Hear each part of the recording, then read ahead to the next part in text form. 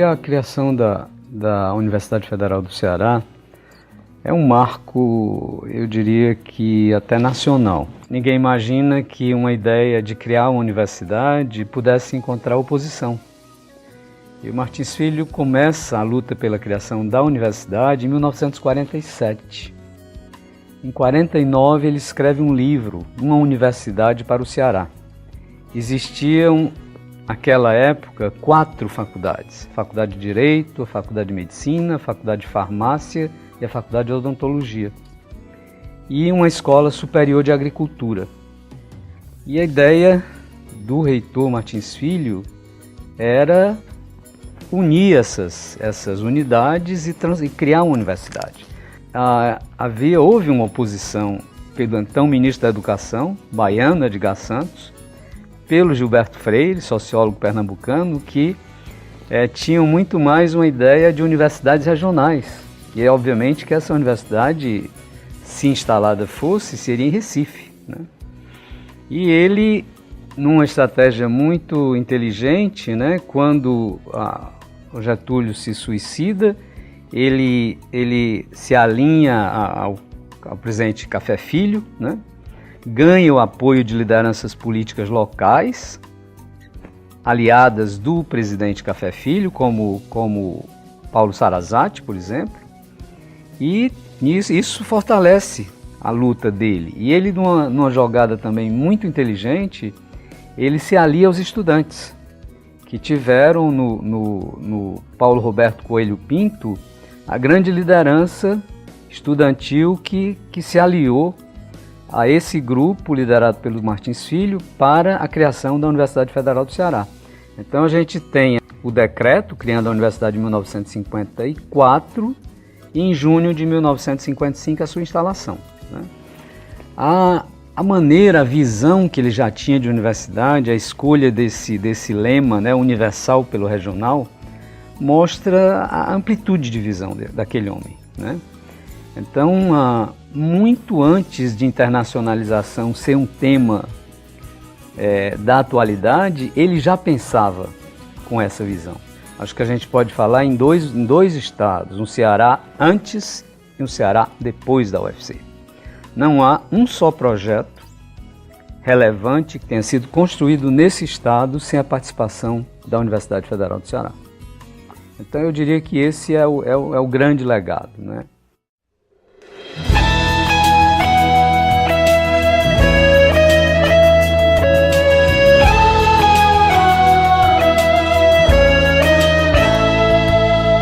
Bárbara, flor do sertão, guerreira do não e do sim.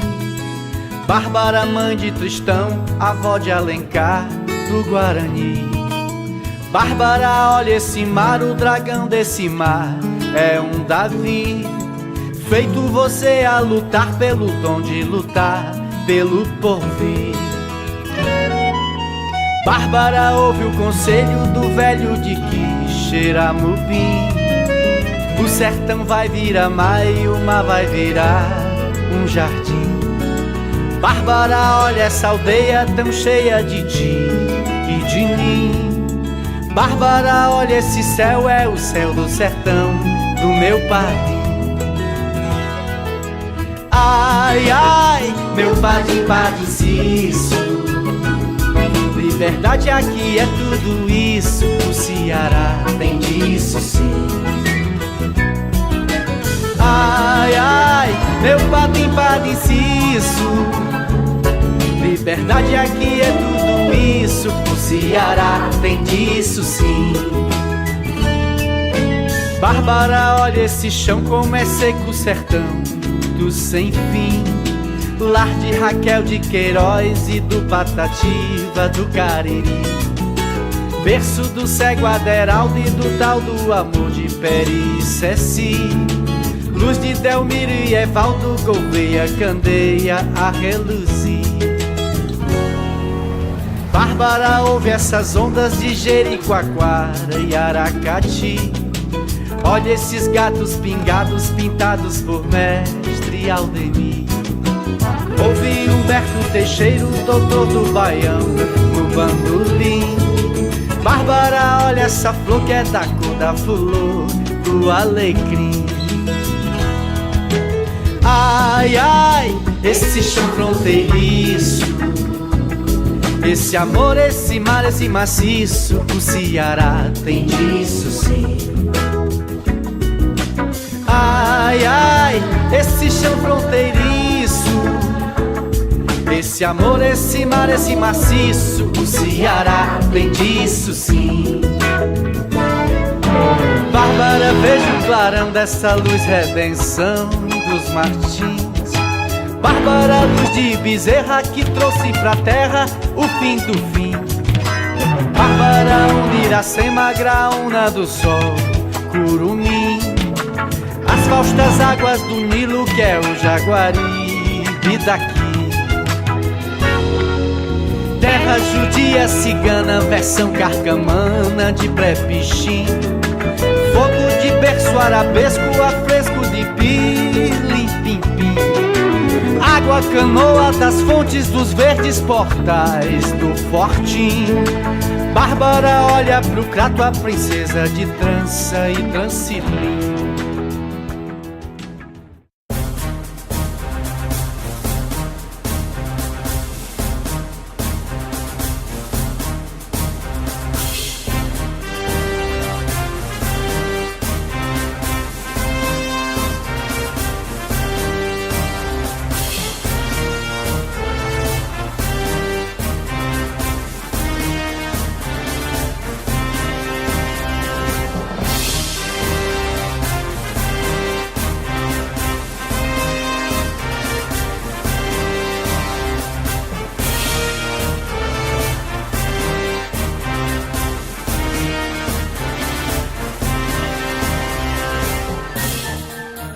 No final do século XIX, o amor bucólico do romantismo entrou em declínio na literatura brasileira. Temas como traição e morte ganharam tons mais fortes, e os detalhes crus e sem finais felizes eram a tônica das obras do realismo. A produção industrial se preparava para uma nova era. As invenções da lâmpada, do automóvel e do telefone se tornaram mais populares na virada do século XX. A relação entre bactérias e doenças revolucionou a medicina moderna e em todas as áreas de atividade humana, novos saberes impulsionavam o mundo. É neste período que nasce Antônio Martins Filho, um cearense que será conhecido como o reitor dos reitores. Se você olha hoje para o estado do Ceará, onde tem universidade, tem a marca do professor Martins Filho. É impressionante isso. Foi um incansável lutador em prol da educação.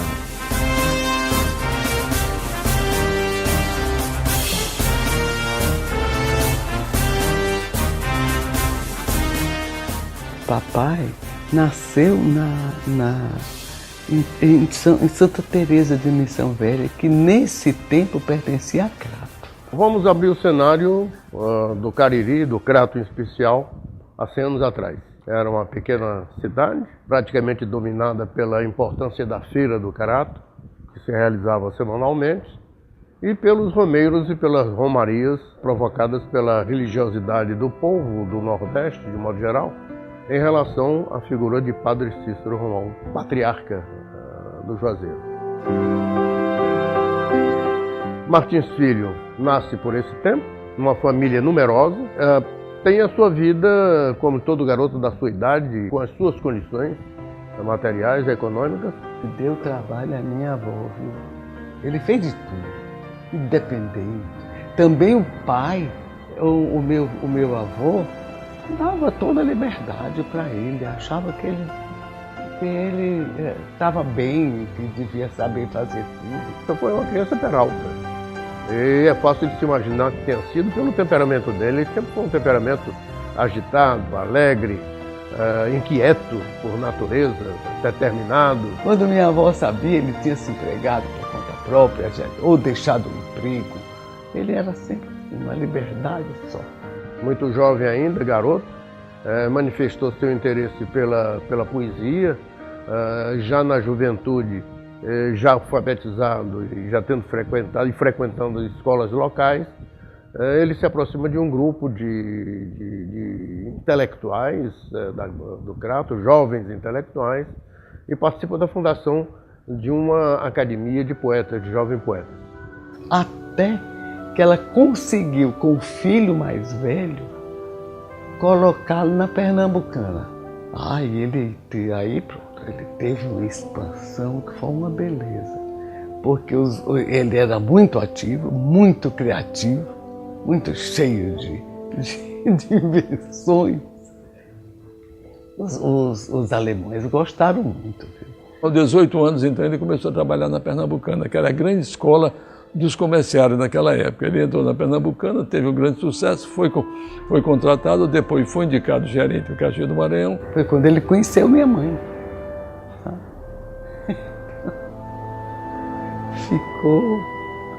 Ficou preso aí, no Maranhão. Onde ele cresceu enormemente. O papai era tão doido pela parte de educação, que lá em Caxias do Maranhão, a primeira coisa que fez foi ensinar os operários, os funcionários da loja paulista, que era mesmo aqui a Pernambucana. Casado, noivado, casado. Aí ele foi para Picos do Piauí, recém-casado. Depois voltaram, quando eu nasci, pouco antes de eu nascer, eles voltaram para Caxias. E logo depois ele criou um colégio. Ele criou o Ginásio Caxias. Foi o primeiro ginásio que Caxias teve, foi fundado por ele. Foi para Teresina e entrou na faculdade de Direito da Teresina. Ele ia de manhã, ele ia de tarde de trem, assistia às aulas à noite e voltava de madrugada para Caxias. Tinha um irmão chamado Martim da Varese, irmão mais velho, que foi poeta, escritor e influenciou muito o papai. Então ele passou, naquela competição de dois irmãos, ele passou então a estudar, a fazer poesia, se entusiasmou muito com a cultura. Já era casado, já tínhamos, só não tinha Azuleide ainda. Quando ele formou, eu tenho a impressão de que ela era bem mocinha, já, bem novinha, tinha nascido. Uma vez ele formado, ele sentiu que Caxias era um ambiente pequeno para ele. Resolveu voltar para o Ceará. Ele era do Crato, mas voltou para Fortaleza, porque a família tinha se mudado para Fortaleza. São 7 filhos, né? Os 5 primeiros maranhenses, são de Caxias, e 2 do Ceará. E nós, então, os maranhenses ganhavam, né? Na concorrência, os maranhenses ganhavam do Ceará, né? Só os cearenses se vingavam da gente, dizendo que na terra deles tinha um ônibus, tinha isso, tinha aquilo, e no Maranhão não tinha nada disso. Porque em Caxias não tinha realmente.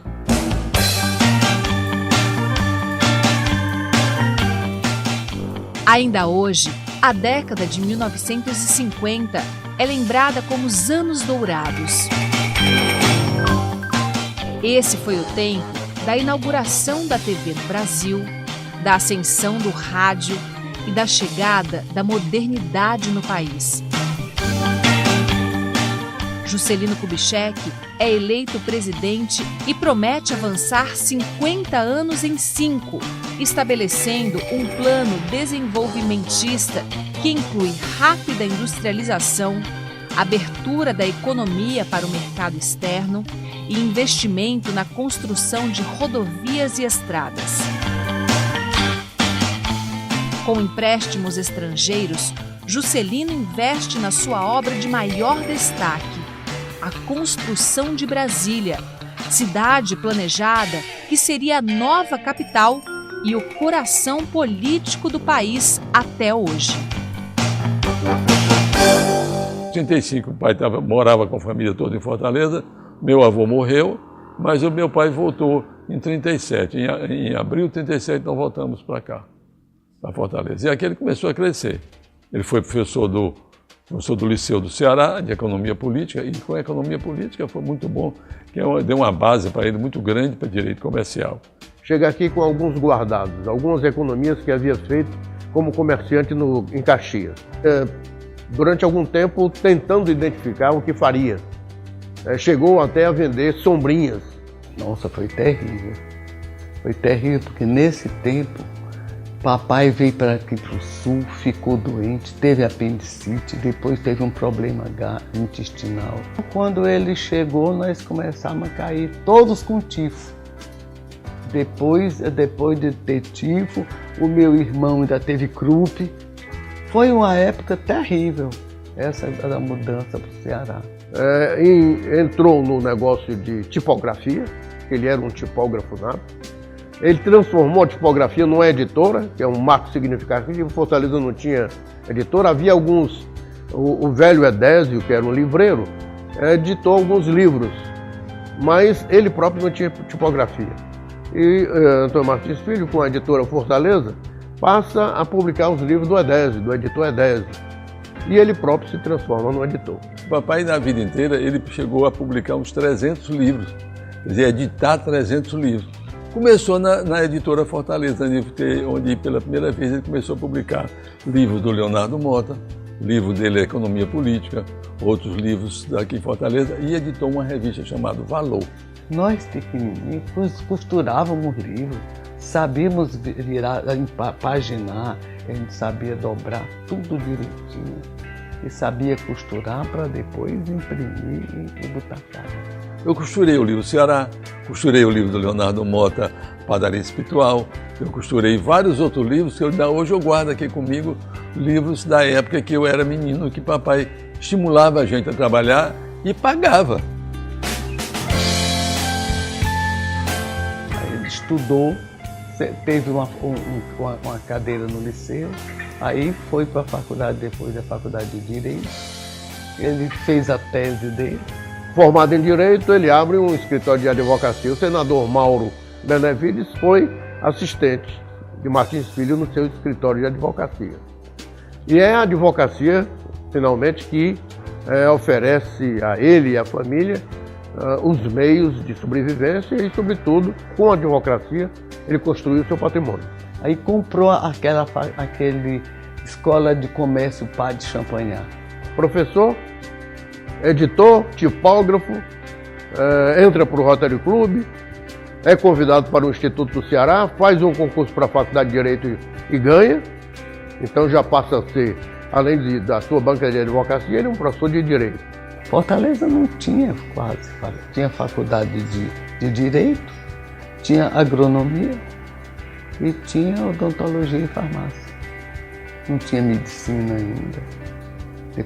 Logo depois que eu casei, fui da Faculdade de Medicina.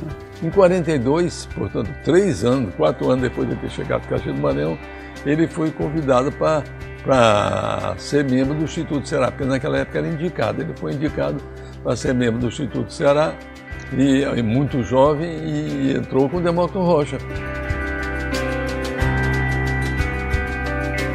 Aí ele já começou a trabalhar pela onde fazer universidade e mais faculdades aqui. Que para mim, que eu achei que foi a época maravilhosa, porque o Ceará que eu conheci e o que eu fui conhecendo depois, tem uma distância muito grande. Ele era um homem determinado, era um sonhador. Eu definiria Antônio Martins Filho como um fazedor de coisas. O que caísse em suas mãos se transformava. Ele era um Midas no sentido de transformar as coisas através do trabalho, não através de um gesto milagroso, mas através do trabalho, através da determinação.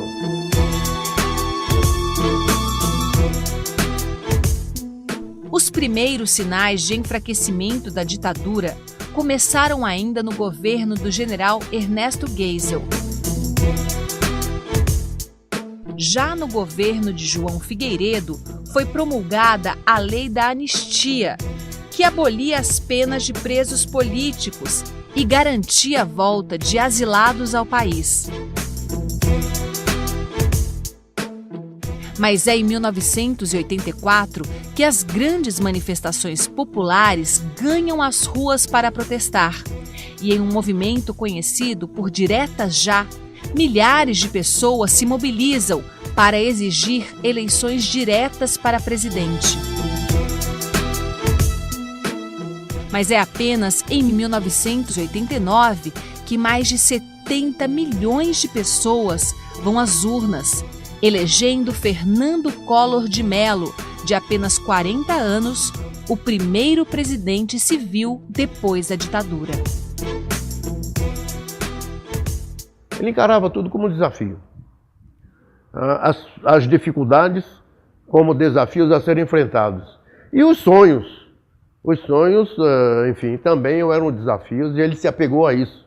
Ele chegou para o Raimundo Girão, que já tinha sido ex-prefeito, muito amigo deles. Olha, Girão, nós precisamos escrever um livro para mostrar ao povo que o Ceará não é um mendigo todo dia pedindo esmola ao sul, dizendo que tem seca para mandarem dinheiro para nós. Nós temos capacidade.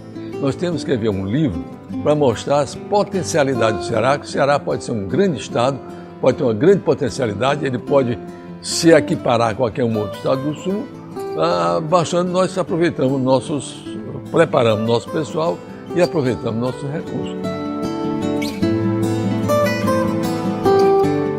No movimento de criação da universidade, movimento pró-criação da Universidade do Ceará, havia poucos professores, havia mesmo estudantes do Liceu do Ceará, aquele grupo de jovens que estavam para deixar o liceu e ir na expectativa de ter alternativas de cursos que pudesse seguir. O Brasil naquela época tinha 11 ou 12 universidades e ele começou a se inteirar sobre o problema do Ceará. Ele fez uma viagem para a Europa com os alunos da Faculdade de Direito e lá havia um ambiente universitário e aquilo marcou muito ele.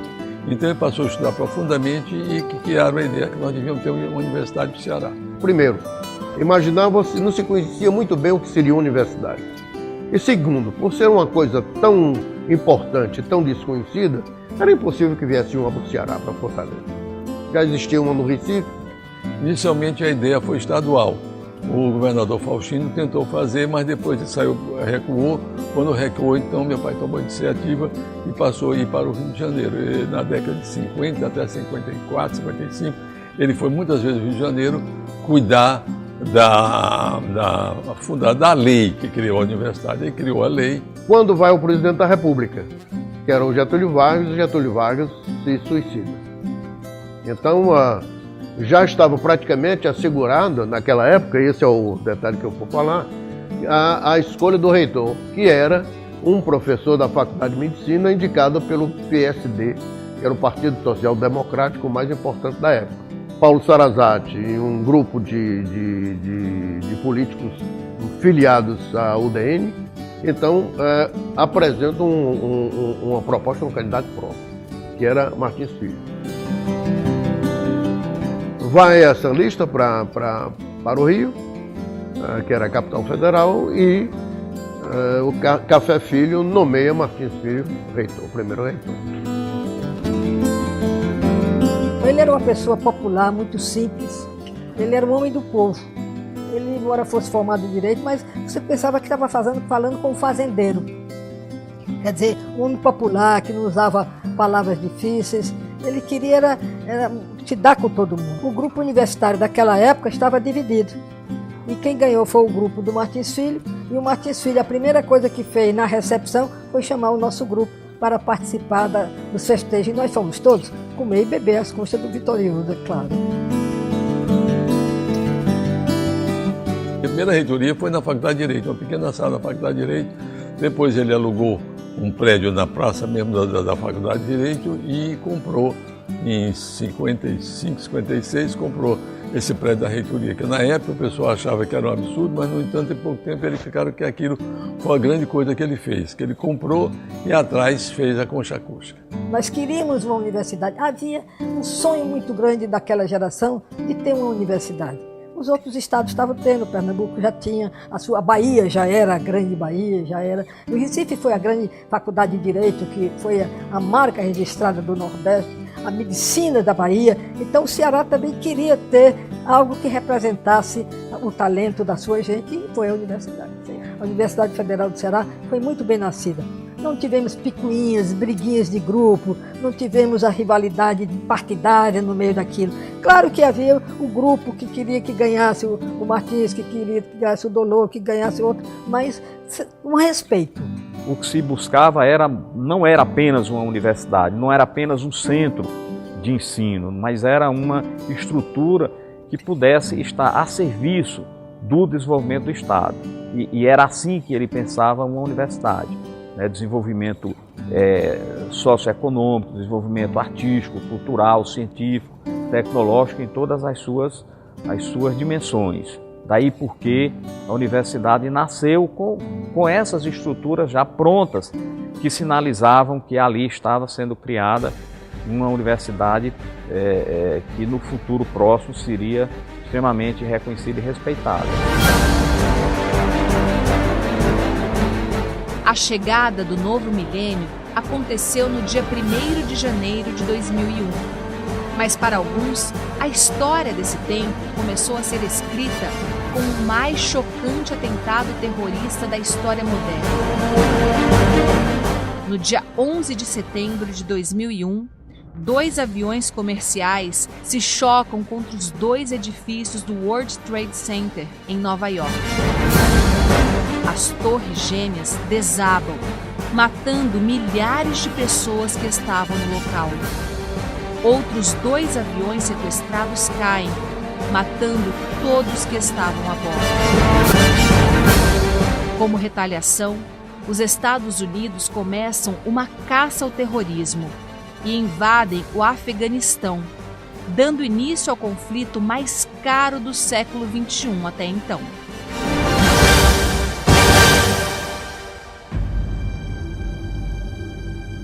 A princípio nós tivemos uma universidade, nós achávamos que ela era um pouco nossa inimiga, porque ela nos tirou um pouco o pai. O pai viajava, o papai saía, papai tinha que ir para o Rio, tinha que ir para São Paulo, tinha que tomar contato. Então nós consideramos um pouco uma inimiga nossa, que estava nos tirando, nos roubando nosso pai.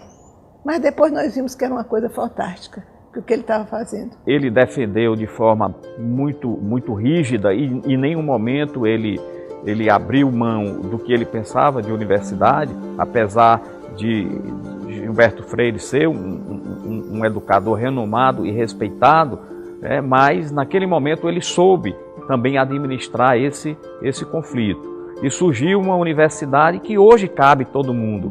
Cabe Gilberto Freire, cabe Morin, cabe vários pensadores que não necessariamente tem que se fixar um modelo rígido. Naquela época eu tive que ir para o Rio de Janeiro para me estudar. Hoje todo mundo, e eram poucos que tinham condições econômicas de mandar o filho para o Sul. Hoje não, você aqui em Ceará é um campo de estudo enorme, você pode estudar aqui, pode se formar aqui e pode ser conhecido internacionalmente estudando e trabalhando aqui. Eu tenho vários alunos nossos aqui do Ceará que foram reconhecidos internacionalmente. Esse conceito, né, de cidadania, com esse conceito de preparar realmente para enxergar as injustiças sociais e através da sua formação tentar contribuir para mudar esse quadro, é uma marca realmente que vem da origem da universidade e que nós hoje fazemos questão de destacar e de trabalhar em todos os nossos movimentos de planejamento, de avaliação das nossas estruturas acadêmicas, e isso veio do conceito que ele implantou como universidade. Ele pesquisou, ele foi a fundo para conhecer o que era universidade. Segundo, conhecer as bases físicas de como as universidades se organizam. Veja que ele, mesmo sem ter um instituto que formasse artistas, músicos, cineastas, etc., ele concebeu a estrutura, né, básica para fomentar isso no futuro. Ele viu uma concha acústica nos Estados Unidos e achou que seria muito bom fazer uma concha acústica, que nós precisávamos de um espaço. Então houve um concurso e 2 estudantes da Universidade de São Paulo foi que ganharam o primeiro lugar. E veio para inaugurar a concha acústica nada menos do que a Orquestra Sinfônica Brasileira, regida pela Eleusário de Carvalho. No dia seguinte teve o Jacques Klein com a senhora e no último dia também teve outra apresentação. Então realmente a concha acústica foi um marco o senhor vê como a cidade toda se voltava para a universidade e para a Concha Acústica. E tem uma coisa interessante que ele concebeu, que eu acho que a UFC é única no país, que foram as casas de cultura. Olha que programa extraordinário, né? Você ter uma universidade que tem um projeto de extensão, como as casas de cultura, pensando não apenas o ensino da língua estrangeira, mas sobretudo a cultura de cada um dos países que cada casa representa, já na perspectiva da internacionalização. Então, no início da universidade, nós já convivíamos aqui com professores da Alemanha, da França, da Itália, né, da Espanha, que traziam experiências novas para uma universidade que estava surgindo. Ela hoje é conhecida como a universidade mãe de todas as universidades cearenses, porque aí, por que não dizer que ele foi o pai de todas as universidades cearenses, que teve influência muito grande depois na criação da própria UES, na criação da URCA, na criação da UVA, e acredito que tudo que for surgindo hoje de universidade no estado do Ceará vai trazer sempre essa memória e esse marco histórico como eixo estruturante desses projetos.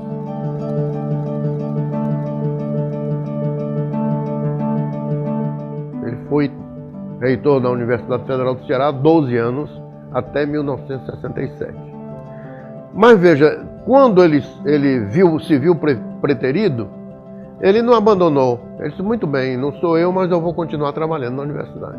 Aí então ele foi para o Conselho Federal de Educação, que foi o trabalho espetacular que ele fez também no Conselho Federal de Educação. Como ele era muito ativo, entendia muito de lei, ele foi uma das pessoas que trabalhou assiduamente no Conselho Federal de Educação. Ele já com 98 anos, 97 anos, porque em 98 ele foi morrer, já com 90, ele ia todo dia à reitoria, às 9 horas ele estava entrando na universidade, porque aquilo fazia parte da vida dele. Era mais do que qualquer remédio que ele tomasse. Era ele estar na universidade. Ele chegar na universidade, o carro tinha o lugar onde parava, eles deixavam. Então todos os reitores realmente foram muito compreensivos e foram muito amáveis com ele.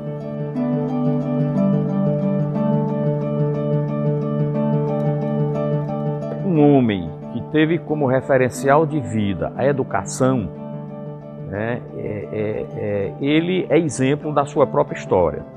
Você não precisa falar muito de uma pessoa que se entregou, né, por inteiro à causa da educação.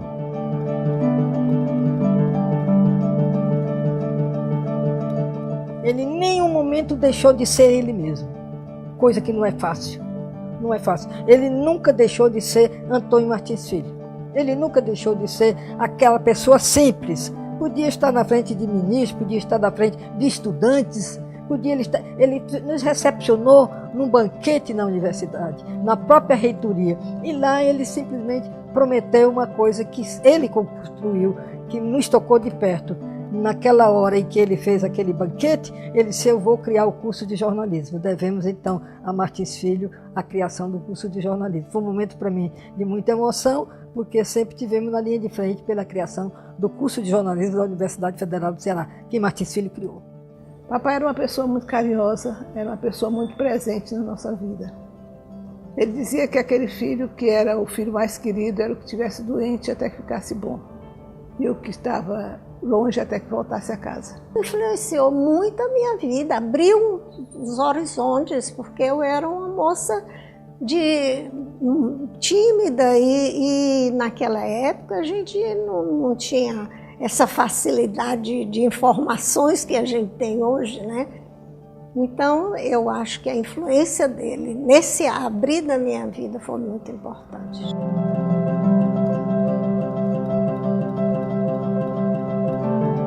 Precisa de muitos Martins Filhos aí levando a bandeira da educação para a gente conseguir mais recursos, para a gente conseguir chegar principalmente nos locais mais distantes dos grandes centros urbanos, onde nós temos um contingente enorme de excluídos do ensino por falta de oportunidade, por falta de orientação, né, por falta de visionários que realmente enxerguem que a única forma, o único investimento que nós temos nesse país é na juventude, não tem outra coisa. Se nós não investirmos na juventude, o país vai chegar um momento em que vai aparecer o colapso. Então isso é a grande marca dele, né?